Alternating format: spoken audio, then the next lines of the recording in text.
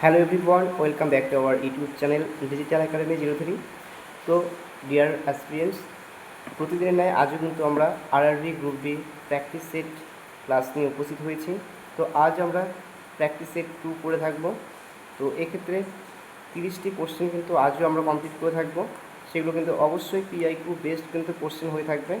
তো সেই ক্ষেত্রে তোমরা অবশ্যই কমেন্ট করে জানাবে আউট অফ 30-এর মধ্যে কতগুলো আনসার সঠিক করতে পেরেছো, এবং যে সমস্ত স্টুডেন্টসরা আমাদের এই চ্যানেলটিতে নতুন ভিজিট করেছো তারা অবশ্যই কিন্তু আমাদের চ্যানেলটিকে সাবস্ক্রাইব করে পাশে থাকবে। তো আজকে ক্লাস নাম্বার 2 শুরু করা যাক। আর প্রতিদিন কিন্তু আমরা এই এক্সামটার আগে অর্থাৎ আগস্ট থেকে কিন্তু তোমাদের এই এক্সামটি কিন্তু শুরু হতে চলেছে আরআরবি গ্রুপ ডি। তো আমি চেষ্টা করব রেগুলার বেসিসে এই প্র্যাকটিস সেট ক্লাসগুলো দেওয়ার জন্য। আর এর যে পিডিএফ ফরম্যাটটা তোমরা চাইলে কিন্তু আমাদের টেলিগ্রাম চ্যানেল অথবা তোমরা আমাদের হোয়াটসঅ্যাপ গ্রুপে কিন্তু তোমরা জয়েন হতে পারো। সেখানে কিন্তু এর পিডিএফ ফরম্যাটটাও দেওয়া থাকবে এবং শেষে কিন্তু আনসার কিটাও প্রোভাইড করা থাকবে। তো আর দেরি না করে শুরু করা যাক আজকের ক্লাসটি। তো ফার্স্ট কোশ্চেন এখানে কিন্তু রয়েছে যে নিম্নের ব্যক্তিদের মধ্যে প্রথম গোল টেবিল বৈঠকে অংশগ্রহণ করেননি। First question. তো তোমরা যারা আনসার দিতে পারবে, ঠিক আছে, যাদের কাছে আর কি আনসার জানা আছে তারা অবশ্যই কমেন্টে কিন্তু আনসারটি দেওয়ার চেষ্টা করবে। অপশন এ বলা হয়েছে তেজ বাহাদুর সাপলু, বলদেব সিং, এম এ জিন্না এবং কেউ নন। তো সঠিক আনসার কিন্তু হয়ে যাবে অপশন নাম্বার বি, ঠিক আছে, বলদেব সিং কিন্তু প্রথম গোল টেবিলে কিন্তু অংশগ্রহণ করেননি। এবং এর পাশাপাশি আমাদের মনে রাখতে হবে যে তেজ বাহাদুর সাপলু এবং এম এ জিন্না অর্থাৎ মোহাম্মদ আলী জিন্না, তো এরা দুজন কিন্তু এখানে পার্টিসিপেট করেছিল, ঠিক আছে, এখানে কিন্তু অংশগ্রহণ করেছিল। এবং এখানে আরেকটা জিনিস মনে রাখতে হবে যে ফার্স্ট যে গোল টেবিলটা হয়েছিল, ঠিক আছে, ফার্স্ট যে গোল টেবিল হয়েছিল সেখানে কিন্তু মহাত্মা গান্ধী, ঠিক আছে, তো মহাত্মা গান্ধী কিন্তু সেখানে কিন্তু পার্টিসিপেট করেনি। তো সেখানে কিন্তু মহাত্মা গান্ধী পার্টিসিপেট করেনি, এটা মনে রাখতে হবে। তো ফার্স্ট গোল টেবিল যেটা কন্ডাক্ট করেছিল সেটা কিন্তু 1930 সালে প্রথম গোল টেবিল বৈঠকটি বসে, এবং 1931 সালে কিন্তু সেকেন্ড গোল টেবিলটি অনুষ্ঠিত হয়। তো সেখানে কিন্তু মহাত্মা গান্ধী কিন্তু পার্টিসিপেট করেছিল। তোমরা অবশ্যই এটা একটু নোট করে নেবে। আচ্ছা, নেক্সট কোশ্চেন আমরা যাব। বলা হচ্ছে ভূমি সংস্কারকে মূল বিষয় হিসেবে তুলে ধরে 1937 সালে কোন দল নির্বাচনে লড়াই করেছিলেন? তোমরা অবশ্যই কমেন্ট করার চেষ্টা করবে। কমেন্ট সেকশন তার জন্য তো তোমরা খোলা রয়েছে, সেখানে কিন্তু তোমরা কমেন্ট করবে। অপশন এ বলা হয়েছে কংগ্রেস, মুসলিম লীগ, কিষাণ সভা, কৃষক প্রজা পার্টি, ঠিক আছে। এই সঠিক আনসারটি কী হবে আমি একটু ওয়েট করে যাচ্ছি, তোমরা অবশ্যই কমেন্টে জানাবে। তো সঠিক আনসারটি হয়ে যাবে অপশন নাম্বার ডি, কৃষক প্রজা পার্টি। এই দলটি কিন্তু এখানে ভূমি সংস্কারের মূল বিষয় হিসেবে তুলে ধরে 1937 সালে কিন্তু বাংলার যে নির্বাচন লড়াই হয়েছিল সেখানে উঠে আসে। 3 নম্বর প্রশ্ন। বলা হয়েছে ব্রিটিশ সরকার কোন আইন ভারতের পরিষদকে বাতিল করে? বলছে ব্রিটিশ সরকারের কোন আইন ভারতের পরিষদকে বাতিল করে? অপশন এ বলা হয়েছে Indian independence act, India council act 1892, government of India act 1935, charter act 1853। তো এর সঠিক আনসারটি হয়ে যাবে অপশন নাম্বার সি, অর্থাৎ গভর্নমেন্ট অফ ইন্ডিয়া অ্যাক্ট 1935।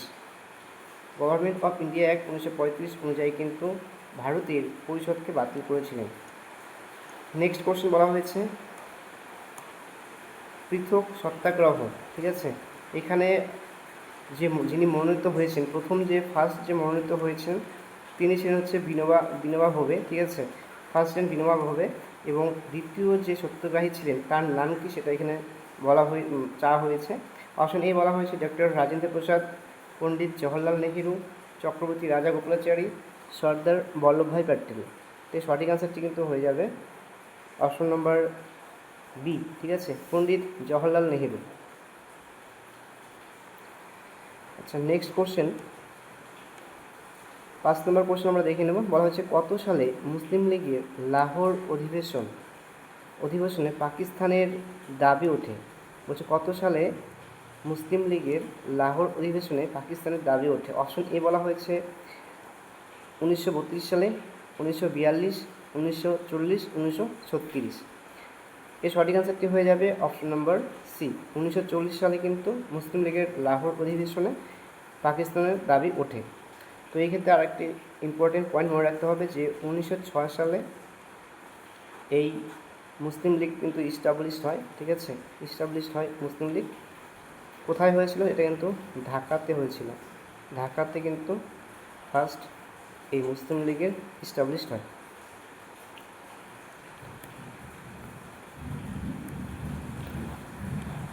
এরপর আমরা নেক্সট 6 নম্বর কোশ্চেন দেখে নেব। 6 নম্বর কোশ্চেনে বলা হয়েছে 1933 সালে পাকিস্তান কথাটি কে উদ্ভব করেন? 1933 সালে পাকিস্তান কথাটি কে উদ্ভব করে? অপশন এ বলা হয়েছে নুসরত ফাতে আলী, চৌধুরী রহমত আলী, খান রহমত খান, বলছে আমানত আলী। তো এখানে আরেকটা জিনিস উল্লেখ করা উচিত ছিল যে কেমব্রিজ বিশ্ববিদ্যালয়ে কিন্তু তিনি পড়াশোনা করেছিলেন, ঠিক আছে, আর ফার্স্ট মানে কি পাকিস্তান কথাটি উল্লেখ করেন। তো এক্ষেত্রে সঠিক আনসার কিন্তু কী হবে? অপশন নম্বর বি কিন্তু হয়ে যাবে সঠিক আনসার, অর্থাৎ চৌধুরী রহমত আলী কিন্তু প্রথম এই পাকিস্তান কথাটি উদ্ভব করেছিলেন। 7 নম্বর কোশ্চেন বলা হয়েছে মালিক কাফুর কার সেনাপতি ছিলেন? মালিক কাফুর কার সেনাপতি ছিলেন? অপশন এ বলা হয়েছে ফিরোজ শাহ তুঘলক, চন্দ্রগুপ্ত মৌর্য, বিম্বিসার, আলাউদ্দিন খলজি।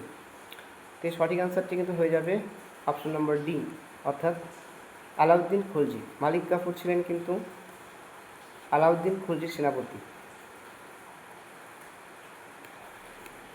এরপর আমরা দেখে নেব 8 নম্বর কোশ্চেন। বলা হয়েছে ভারতের প্রথম উপরাষ্ট্রপতি কে ছিলেন? ভারতের প্রথম উপরাষ্ট্রপতি কে ছিলেন? অপশন এ বলা হয়েছে জিএস পাঠক, ডক্টর জাকির হোসেন, ভিভি গিরি, সর্বপল্লী রাধাকৃষ্ণন। তো সঠিক আনসারটি কিন্তু হয়ে যাবে option number D, doctor Sarvepalli Radhakrishnan ছিলেন কিন্তু ভারতের প্রথম উপরাষ্ট্রপতি।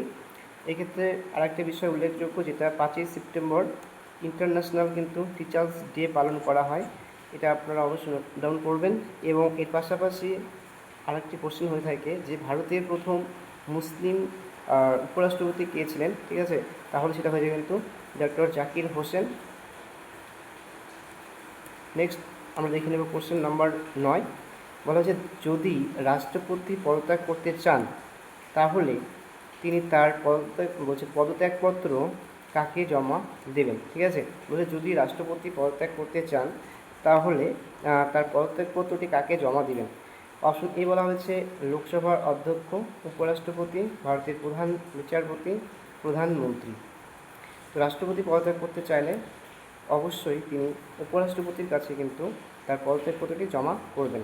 তাহলে এটা সঠিক আনসারটি হয়ে যাবে কিন্তু অপশন নম্বর বি, বি হবে এর কারেক্ট আনসার।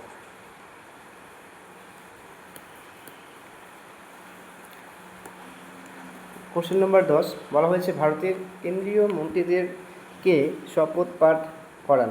বলছে ভারতের কেন্দ্রীয় মন্ত্রীদেরকে শপথ পাঠ বা শপথ বাক্য পাঠ করান।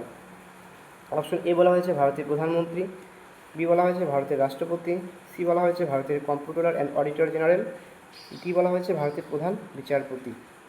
তো ভারতের কেন্দ্রীয় মন্ত্রীদের কিন্তু অবশ্যই ভারতের রাষ্ট্রপতি কিন্তু শপথ বাক্য পাঠ করিয়ে থাকেন। কোশ্চেন নম্বর 11 বলা হয়েছে ভারতের মন্ত্রী পরিষদের ভারতের মন্ত্রী পরিষদের এবং সংসদের নিম্নের কে নেতৃত্ব দেন? বলা হয়েছে ভারতের মন্ত্রী পরিষদে এবং সংসদে নিম্নের কে নেতৃত্ব দেন? অপশন এ বলা হয়েছে ভারতের স্বরাষ্ট্রমন্ত্রী, ভারতের প্রধানমন্ত্রী, ভারতের প্রতিরক্ষামন্ত্রী, ভারতের রাষ্ট্রপতি। তো সঠিক আনসারটি হয়ে যাবে অপশন নম্বর বি, ভারতের প্রধানমন্ত্রী কিন্তু যিনি আর কি ভারতের মন্ত্রী পরিষদ এবং সংসদে কিন্তু নেতৃত্ব দিয়ে থাকেন।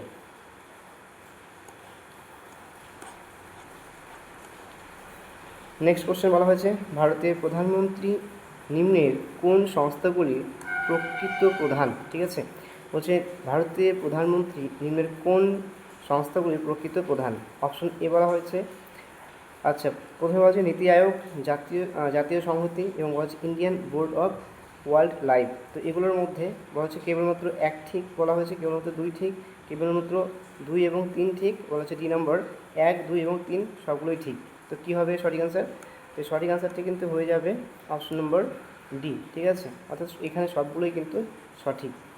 ঠিক আছে, ভারতের প্রধানমন্ত্রী যিনি রয়েছেন তিনি কিন্তু এই সবগুলো সংস্থাগুলিরই কিন্তু প্রকৃত প্রধান হয়ে থাকেন।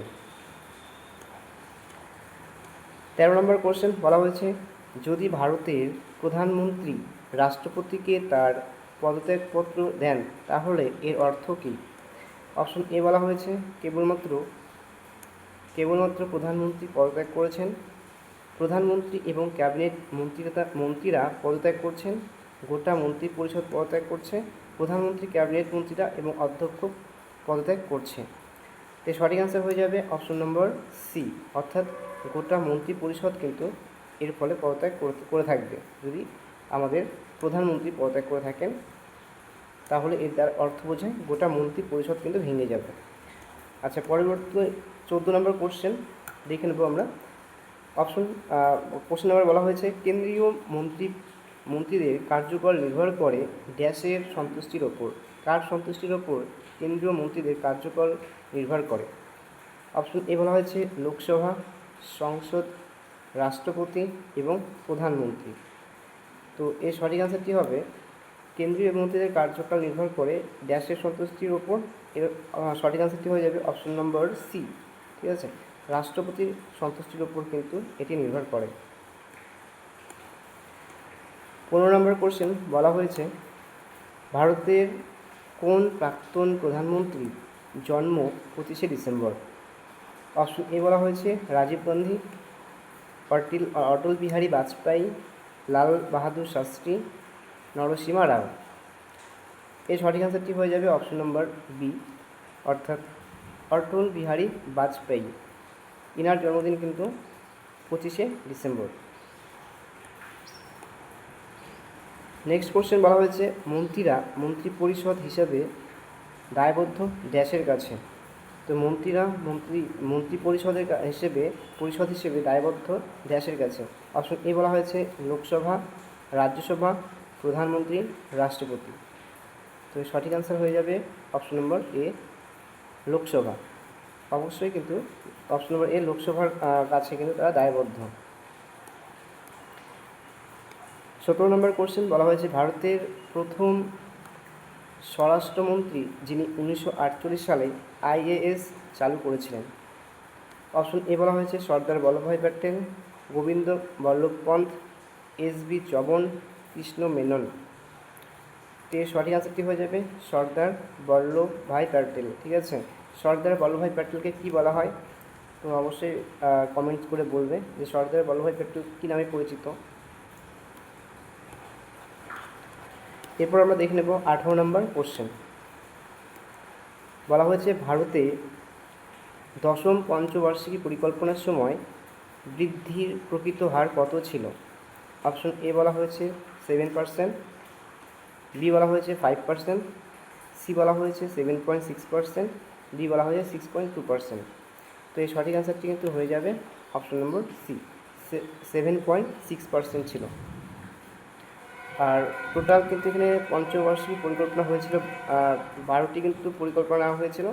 আর 1950 থেকে 1951, ঠিক আছে, 4 বছর অন্তর অন্তর কিন্তু পঞ্চবর্ষ 51 হবে এটা, 4 বছর পর পর কিন্তু এই পঞ্চবার্ষিকী পরিকল্পনা কিন্তু গ্রহণ করা হয়েছিল। 19 নম্বর কোশ্চেন বলা হয়েছে, নেট রপ্তানি সমান সমান মোট রপ্তানি মাইনাস ড্যাশ। অপশন এ বলা হয়েছে মোট রাজস্ব হবে, মোট সুদ, মোট আমদানি, মোট আয়। তো নেট রপ্তানি বের করতে হলে আমাদের অবশ্যই কী করতে হবে? সি নাম্বার হয়ে যাবে অপশন সঠিক আনসার। বলেছে মোট আমদানি। মোট রপ্তানি থেকে যদি আমরা মোট আমদানি বাদ দিই তাহলে আমরা নিট রপ্তানি পাবো। 20 নম্বর কোশ্চেন বলছে কোন ক্ষেত্রের অবদানের ফলে ভারতের জিডিপিতে বলা হয়েছে 1950 থেকে 51 সালের 11.8% থেকে 1990 থেকে 91 সালে 24.6% হয়েছিল। কোন ক্ষেত্রে? ঠিক আছে, জিডিপির কোন ক্ষেত্রে এই বিরাট পরিবর্তন ঘটেছিল? বলা হয়েছে শিল্পে, প্রতিরক্ষা ক্ষেত্রে, পরিষেবা ক্ষেত্রে, কৃষিক্ষেত্রে। তো সঠিক আনসার কিন্তু হয়ে যাবে অপশন নম্বর এ। শিল্পক্ষেত্রে কিন্তু এই বিরাট পরিবর্তন দেখা যায় এবং জিডিপি কথার অর্থ কিন্তু গ্রস বলা হয়েছে, গ্রস ডোমেস্টিক প্রোডাক্ট। ঠিক আছে, নকশা করে মনে রাখবে জিডিপির ফুল ফর্মটা। জিডিপির ফুল ফর্ম হচ্ছে কি গ্রস ডোমেস্টিক প্রোডাক্ট।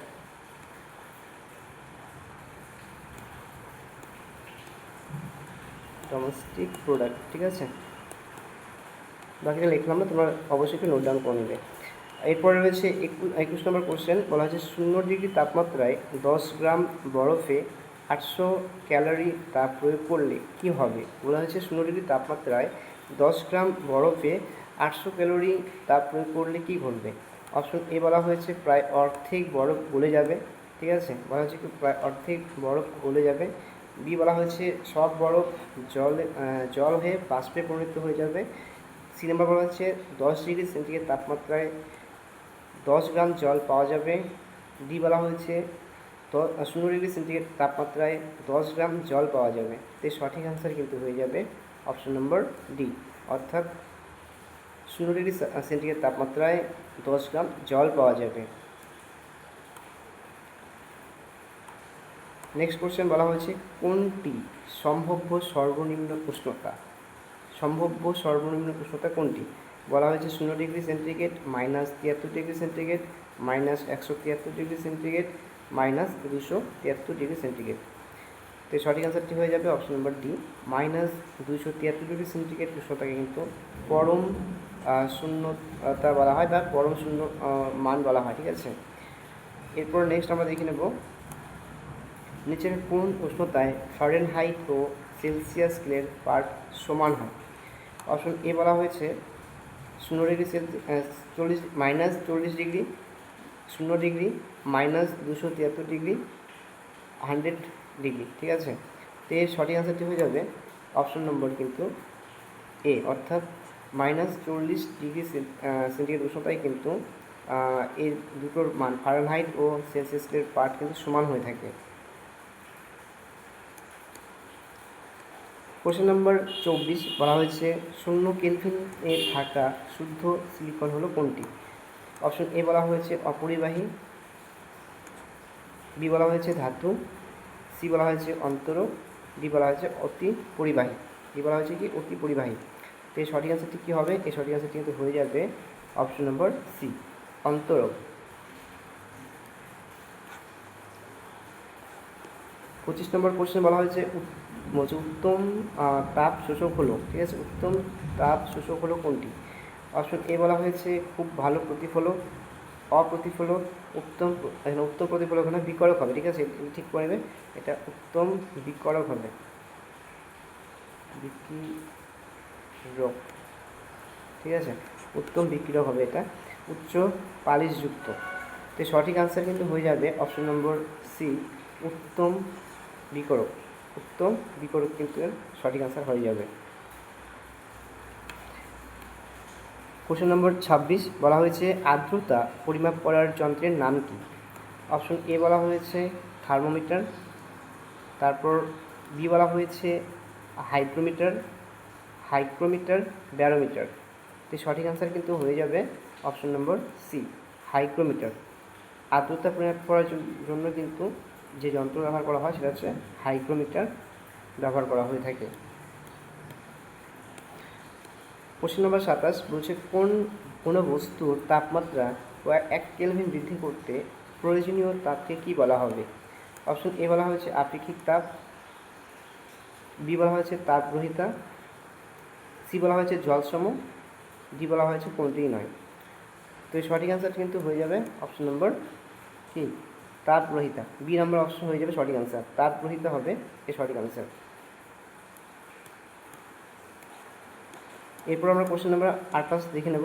বলছে একটি কার্বন মনোক্সাইড ও নাইট্রোজেন গ্যাসের মিশ্রণকে কী বলে? অপশন এ বলা হয়েছে প্রাকৃতিক গ্যাস, এক সেকেন্ড, আচ্ছা, বি বলা হয়েছে ওয়াটার গ্যাস, প্রডিউসার গ্যাস, এগুলির মধ্যে কোনটিও নয়। তো সঠিক আনসারটি কী হবে? এই সঠিক আনসারটি কিন্তু হয়ে যাবে অপশন নম্বর সি, অর্থাৎ প্রডিউসার গ্যাস কিন্তু হয়ে যাবে সঠিক আনসার। এক সেকেন্ড, এটা হ্যাঁ, এর সঠিক অ্যান্সার হবে সি, প্রডিউসার গ্যাস। একটি কার্বন মনোক্সাইড ও নাইট্রোজেন গ্যাসের মিশ্রণকে বলা হবে প্রডিউসার গ্যাস। কোশ্চেন নাম্বার 29 বলা হচ্ছে নিম্নের কোনটি স্কেলার রাশি? অপশন এ বলা হয়েছে ত্বরণ, সরণ, বেগ, দ্রুতি। তো এই সঠিক অ্যান্সারটি কী হবে? এই সঠিক অ্যান্সারটি হয়ে যাবে অপশন নম্বর ডি, নিম্নের কোনটি স্কেলার রাশি? স্কেলার রাশির উদাহরণ হয়ে যাবে দ্রুতি। আর ভেক্টর রাশিগুলো কী হবে? সরণ, ত্বরণ, এগুলো সব হয়ে যাবে কি ভেক্টর রাশি। 30 নম্বর কোশ্চেন এবং আজকের মতো লাস্ট কোশ্চেন। অপশন এ কোশ্চেনটা বলা হয়েছে সাবানের বুদবুদ গোলাকার হয়, ঠিক আছে, তার কারণ কি? সাবানের যে বুদবুদ সেটা কী হয়? গোলাকার হয়। এর কারণটা কি বলা হচ্ছে? সাবানের উপাদানের জন্য, পৃষ্ঠটানের জন্য, স্বাতন্ত্রতা, নাকি ব্যতিচার? তো এই সঠিক অ্যান্সারটি কী হয়ে যাবে? সঠিক অ্যান্সারটি কিন্তু হয়ে যাবে অপশন নম্বর বি, পৃষ্ঠটানের জন্য কিন্তু এরকমটা হয়ে থাকে। তো ডিয়ার অ্যাসপিরেন্টস, আজকে আমরা টোটাল 30টি কোশ্চেন ডিসকাস করলাম। তো তোমরা অবশ্যই কমেন্ট করে জানাবে 30টার মধ্যে তোমাদের কতগুলো সঠিক হয়েছে। আর আজকের মতো ক্লাসটি এখানেই শেষ করছি। আবার দেখা হবে তোমাদের সকলের সাথে নেক্সট ক্লাসে। ততক্ষণ তোমরা সকলেই ভালো থেকে সুস্থ থেকো। জয় হিন্দ, বন্দে মাতরম।